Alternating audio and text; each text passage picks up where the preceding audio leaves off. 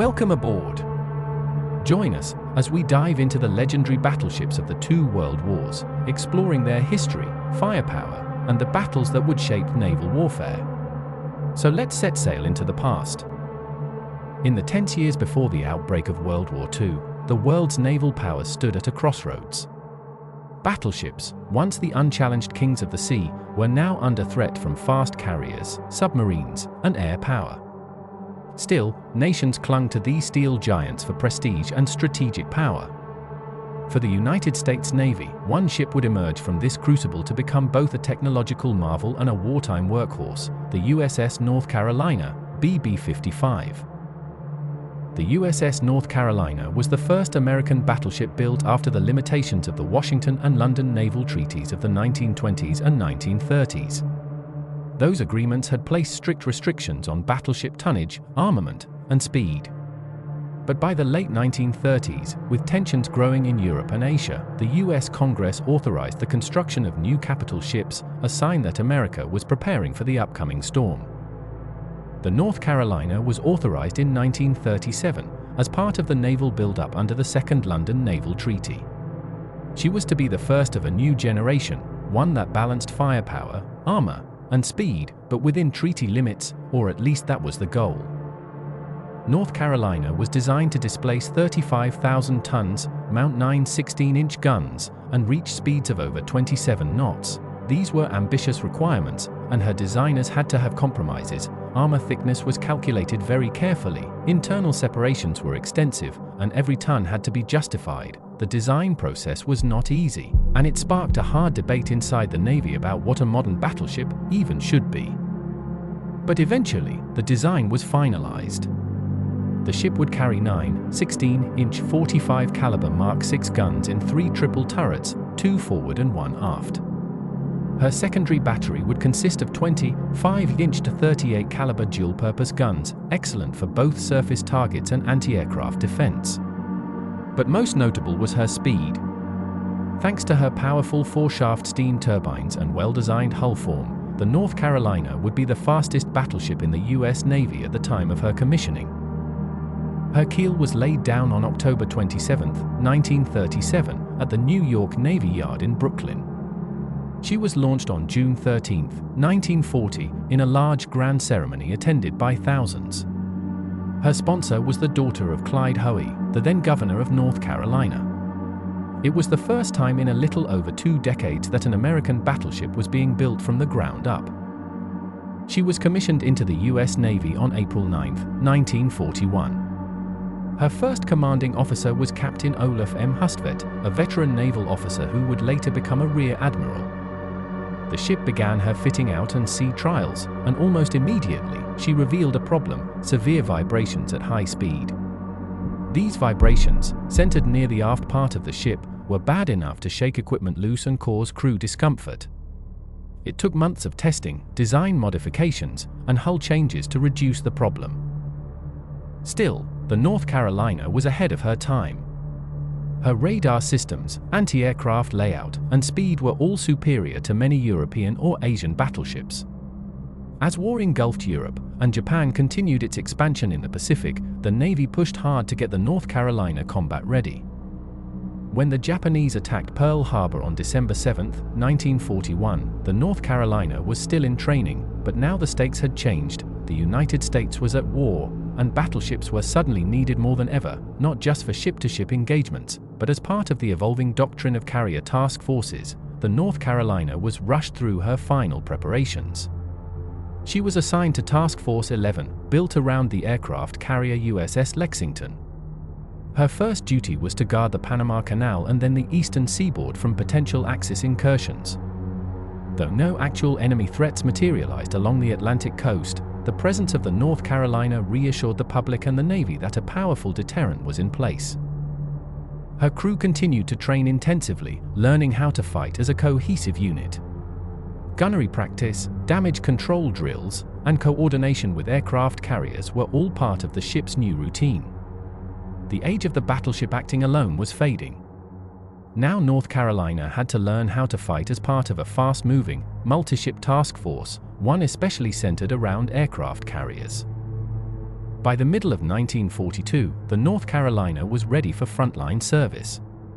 She was reassigned to the Pacific Fleet, a journey that would take her through the Panama Canal, a tight fit for a ship of her size, and across thousands of miles of open ocean. On June 10, 1942, she officially joined the Pacific Fleet at Pearl Harbor. The harbor still bore the scars of the December attack. Many of the battleships North Carolina had once been meant to fight alongside, or against, were either resting on the harbor's muddy floor or still under repair. The big gun Navy had suffered a heavy blow, but the North Carolina was still untouched and battle-ready. She would soon become the first new American battleship to enter the Pacific theater in World War II, and she was just in time. The Pacific in the middle of 1942 was a place of uncertainty. American forces had landed at Guadalcanal in August, beginning the first major Allied offensive of the Pacific War. The stakes were enormous. Whoever controlled the Solomon Islands could potentially control the main sea routes between the United States and Australia. But it was also a test. Could the battered US Navy, just months past the attack on Pearl Harbor, really hold its ground? The USS North Carolina was about to find out. When she arrived at Pearl Harbor in June 1942, the North Carolina stood out immediately. She was modern, fast, and unscarred by the attack on December 7th. While the older battleships were either under repair or relegated to secondary duties, the North Carolina would be thrust directly into the heart of the action. She was quickly assigned to Task Force 16, built around the aircraft carrier USS Enterprise. Her mission: escort and protect the carriers at all costs. This marked a turning point in naval strategy. Once battleships were expected to lead fleets into gunnery duels against their counterparts. Now their primary task was anti-aircraft defense and carrier protection. With her advanced fire control systems, rapid-firing 5-inch guns, and dozens of 40mm and 20mm anti-aircraft mounts, the North Carolina, however, was ideally suited for the job. In August 1942, the North Carolina steamed south to support the Marines fighting on Guadalcanal. Japanese aircraft, warships, and submarines launched wave after wave of counterattacks to drive the Americans off the island. On September 15, 1942, Task Force 16, with the North Carolina and Enterprise, was operating near the Solomon Islands when radar picked up inbound enemy aircraft. A Japanese submarine had already dealt a blow earlier that day, sinking the carrier USS Wasp. Now, a powerful air strike was heading straight for the Enterprise and her escort. Soon the sky filled with enemy aircraft. Almost 40 Japanese dive bombers and torpedo planes swarmed the task force. North Carolina's crew sprang into action. Gun directors tracked targets, and gunners opened up with an incredible volume of fire. Shells filled the sky all around, exploding in bursts that turned the seas into a deadly net. Japanese planes dove through the chaos, hunting the Enterprise. But North Carolina was a wall of steel and shrapnel between the attackers and the carrier. Despite the overwhelming assault, the Enterprise was only very lightly damaged. One bomb had struck her, but she still remained operational. Of the attacking aircraft, 14 were confirmed shot down, and at least 7 of those kills were credited to North Carolina. It was the first time in history that an American battleship had faced such an intense air assault and still survived. And not just survived, but she had protected her fleet. After the battle, crew morale aboard the North Carolina was unbroken. The ship's performance had silenced critics who believed battleships obsolete. She had not only held her own but had arguably saved the Enterprise and many American sailors from a far worse fate. Her nickname, the Showboat, had begun to stick, not out of vanity, but because of her relentless action and visibility throughout the war. The North Carolina remained off Guadalcanal for several weeks, part of a vital screen that kept American carriers and transports safe, though enemy submarines were a constant threat and Japanese planes came often, usually at night. The crew was always at the ready, often going to general quarters multiple times per day.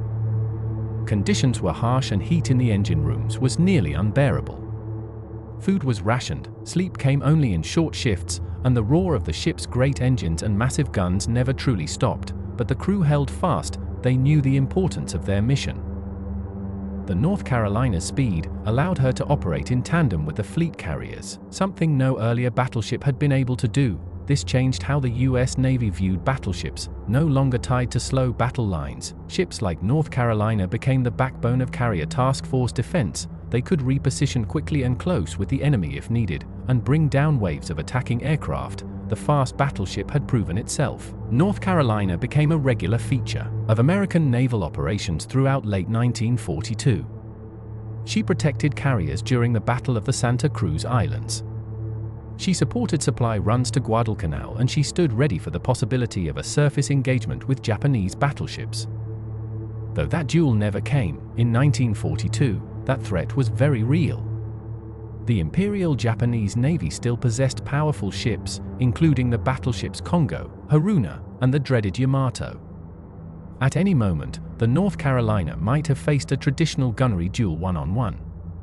That fight would come later, but for now, her role was defensive, and she performed it with relentless precision. In early 1943, North Carolina sailed to Pearl Harbor for a brief overhaul. Her gunners had fired thousands of rounds.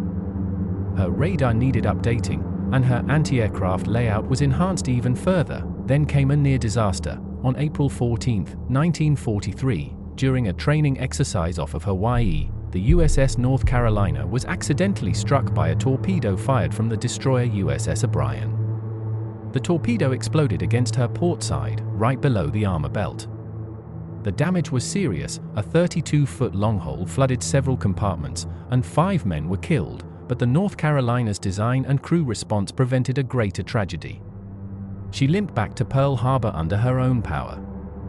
Repairs were completed in a matter of weeks, and she was ready for action once again. The accident was a sobering reminder of how vulnerable even the mightiest battleship could be. But it also reinforced confidence in the ship's toughness. She had taken a hit and survived. By the middle of 1943, the tide of war was beginning to turn. The United States had gained the upper hand at Guadalcanal. Now, the Navy began planning its next major push, island by island, base by base, across the vast Central Pacific. The USS North Carolina would be there every step of the way.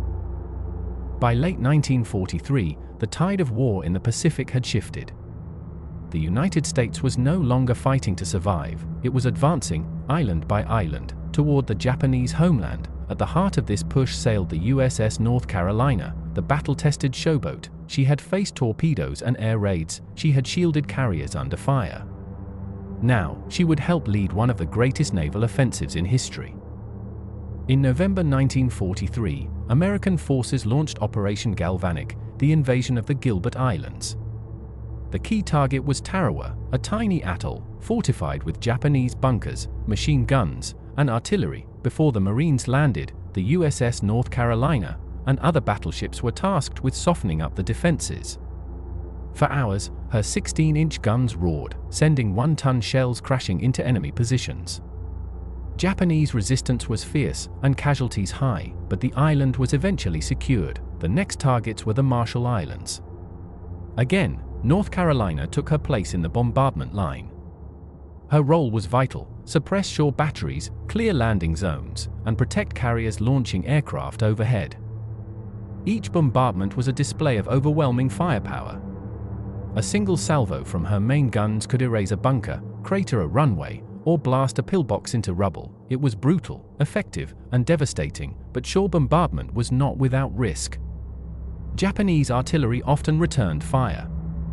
Planes from nearby islands attacked in swarms. The North Carolina's gunners remained at their stations, alert and ready. They shot down aircraft, dodged counter-battery fire, and continued the mission. The pattern was set. American forces would leapfrog across the Pacific, and the USS North Carolina would fire the opening salvos. In June 1944, the U.S. Navy launched Operation Forager, the invasion of the Mariana Islands, including Saipan, Tinian, and Guam. The objective: to establish airfields for the new B-29 bombers, bringing Japan itself within bombing range. But the Japanese Navy would not give up the Marianas without a brutal fight. They launched a desperate counterattack. A massive fleet of carriers, battleships, and cruisers steamed out to confront the Americans in what became the Battle of the Philippine Sea. North Carolina was assigned to the protective screen around Task Force 58, a powerful carrier force under Admiral Mark Mitchell. She and other battleships formed a ring of steel around the American carriers. Scanning the skies and sea for threats, on June 19th, wave after wave of Japanese aircraft descended upon the fleet. But the Americans were ready for them. In what became known as the Great Marianas Turkey Shoot, U.S. fighter pilots and anti-aircraft gunners decimated the attacking formations. Nearly 400 Japanese planes were lost in a single day. North Carolina's gunners fired relentlessly, adding to the devastation. Japanese naval aviation would never recover.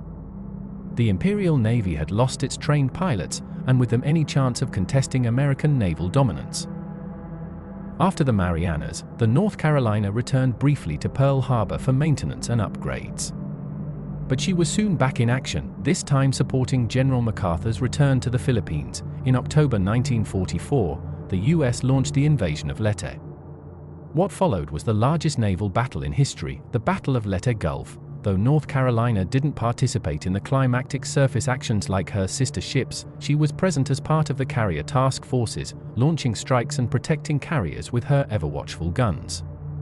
She remained at general quarters for hours at a time, constantly scanning the skies for kamikazes. By this stage in the war, the Japanese had begun using suicide pilots in large numbers. These attacks were terrifying planes, loaded with explosives, diving at full speed directly into American ships. North Carolina's anti-aircraft defenses were upgraded again. She now carried more than 80 40mm Bofors guns and over 50 20mm Oerlikon cannons, in addition to her 5-inch dual-purpose guns. Her radar picked up incoming aircraft, her gunners locked on, and her decks thundered in response. Time and time again, kamikazes were blasted out of the sky before reaching their targets. But the threat never let up. In late 1944 and early 1945, the Pacific Fleet faced a new kind of enemy, the weather. North Carolina weathered Typhoon Cobra, a violent storm that struck the fleet in December 1944. Winds over 100 knots, waves towering over 60 feet, and rolling seas battered the task force. 3 destroyers capsized, over 790 men were lost, and dozens of ships were damaged. North Carolina survived, but not without difficulty. She pitched and rolled violently, but her crew managed to maintain control. It was a different kind of battle, one of discipline, seamanship, and grit. The ship's hull groaned, the decks were soaked, but she endured. As 1945 began, the war neared its bloody climax. North Carolina participated in the bombardment of Iwo Jima in February, again unleashing her heavy guns to support the Marines. Then came Okinawa, the final and bloodiest amphibious assault of the Pacific War. Okinawa was a nightmare. Over 1,500 kamikaze attacks struck the fleet. American ships were hit daily. Even battleships were vulnerable. North Carolina fought from the perimeter, swatting down enemy planes and pouring fire onto targets. Her gunners were exhausted, but resolute. The war's end was in sight, but it would take everything to reach it. As the Allies closed in on Japan, the North Carolina moved with the fast carriers toward the Japanese home islands. She participated in strikes against Honshu and Kyushu, launched in July and August 1945. Then came August 15th, Japan surrendered, the war was over. The USS North Carolina had served with distinction. In every major Pacific operation from Guadalcanal to Japan, she had been present. She fired more 16-inch shells in combat than any other U.S. battleship. She earned 15 battle stars, more than any other American battleship, and yet, she had never once engaged an enemy battleship in a surface duel. The age of the battleships had ended, not in a climactic clash of titans, but in the shadows of aircraft carriers, radar, and air power. The North Carolina was a masterpiece of naval engineering, but she was also the end of an era. In 1947, the USS North Carolina was decommissioned. Her guns fell silent. She entered the reserve fleet, her future uncertain. By the 1950s and 60s, most of her sisters were scrapped. But in 1961, a grassroots movement in her namesake state saved her from the ship breakers. She was towed to Wilmington, North Carolina, and became a museum ship, the first preserved U.S. battleship of the modern era. Today, she stands as a living memorial to the sailors who served aboard her, a silent sentinel of steel and sacrifice. The USS North Carolina never suffered a fatal blow. She survived bombs, torpedoes, typhoons, and kamikazes.